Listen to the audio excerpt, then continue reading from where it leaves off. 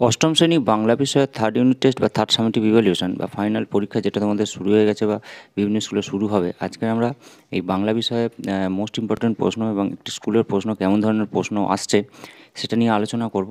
আমরা ইতিমধ্যেই কিন্তু বাংলা সাজেশান, বাংলা, অঙ্ক, ইংরেজি, কম্পিউটার থেকে শুরু করে সংস্কৃত সমস্ত বিষয়ের প্রশ্ন উত্তর সহ আলোচনা করে দিয়েছি। এবারে বলেছিলাম যে কেমন ধরনের প্রশ্ন বিভিন্ন স্কুলে আসছে সেগুলো তোমাদের সাথে একবার শেয়ার করব। তো আজকে সেই বাংলার সাবজেক্ট নিয়ে চলে এসেছি। তোমরা কী করবে, তোমরা অবশ্যই ভিডিওটা লাইক করে চ্যানেলটিকে সাবস্ক্রাইব করে থাকবে এবং কারো কোনো বক্তব্য থাকলে বা কে কোন স্কুল থেকে দেখছো সেটা তোমরা কমেন্ট করে জানাও। তো সাবস্ক্রাইবটা অবশ্যই করে রেখো, কারণ এরপরে যখন কোনো প্রশ্ন বা কোনো গুরুত্বপূর্ণ ভিডিও পোস্ট করবো সবার আগে তার নোটিফিকেশানটা চলে যাবে।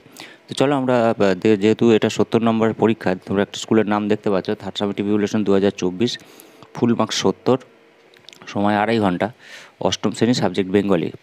তো একে দেখে যেটা বলছে যে 18 নম্বরে আছে 18টা শর্ট প্রশ্ন, সঠিক উত্তরটি নির্বাচন করতে বলা হচ্ছে। একে দেখে এক একটা বলছে যে জেলখানা চিঠি কোন মূল ভাষা থেকে মুদ্রিত হয়েছে, হিন্দি, আরবি, ইংরেজি না স্প্যানিশ। ঠিক আছে, জেলখানা চিঠি।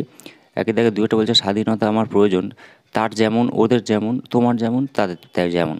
কোনটা হবে সেটার মাথায় টিক চিহ্ন দিতে হবে বা সঠিক উত্তরটা নিয়ে লিখতে হবে। একে তিনটা বলছে আদাব গল্পের লেখক সমরেশ বসুর ছদ্মনাম কি, নীললোহিত, পরশুরাম, কালকূট না বীরবল। একে চারটা বলছে ক্লাবের বার পূজা হয় কবে, পয়লা মাঘে, দোসরা বৈশাখে, পয়লা বৈশাখ না 1 জানুয়ারিতে। একের পাঁচেরটা বলছে যে বুড়িগঙ্গার হেই পারে সুবই ডয় কে বলেছিল, মাঝি বলেছিল না গল্পকথক, সুতা মজুর না লেখক। যে বলেছিল সেটার সঠিক উত্তরটা নিয়ে লিখবে।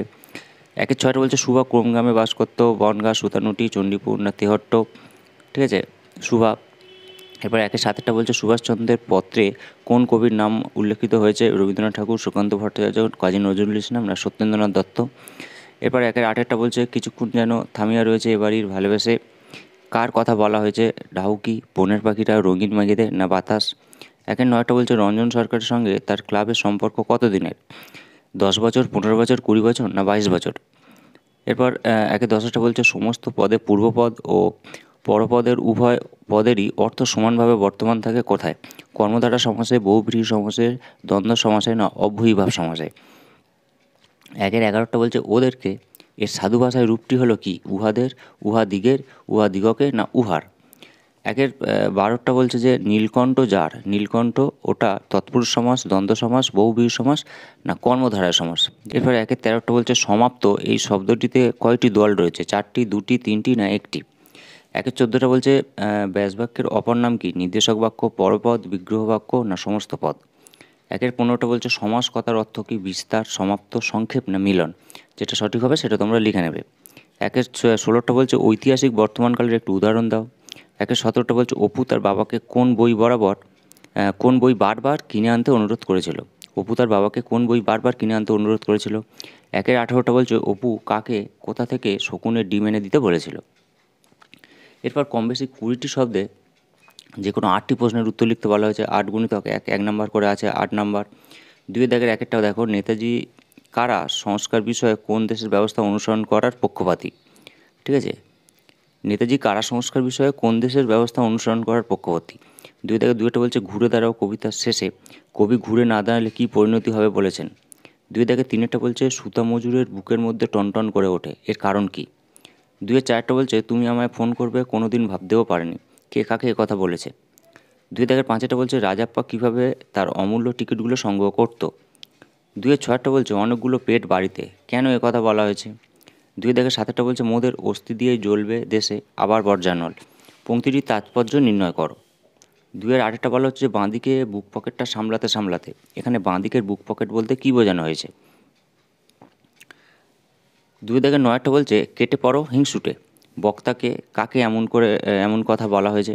তো এগুলো মোস্ট ইম্পর্টেন্ট প্রশ্ন, এগুলো কিন্তু তোমরা অবশ্যই উত্তরগুলো দেখে রাখবে। আচ্ছা, তিনে দাগের বলছে যে কম বেশি 20টি শব্দে যে কোনো 5টি প্রশ্নের উত্তর দাও। 5 গুণিতক 1 5 নাম্বার আছে। তিনে দাগের একটা বলছে ঘুম পাড়ানি মাসি পিসি রাত থাকতে ওঠে, জটিল বাক্যে পরিবর্তন করতে বলা হচ্ছে। তিনের দুইটা বলছে রঞ্জন ঘরের মধ্যে চরকির মতো ঘুরছে, নিম্নলিখিত অর্থাৎ রঞ্জনের নিচে লেখা দেওয়া আছে নিম্নলিখিত পদের কারক বিভক্তি নির্দেশ করতে বলা হচ্ছে।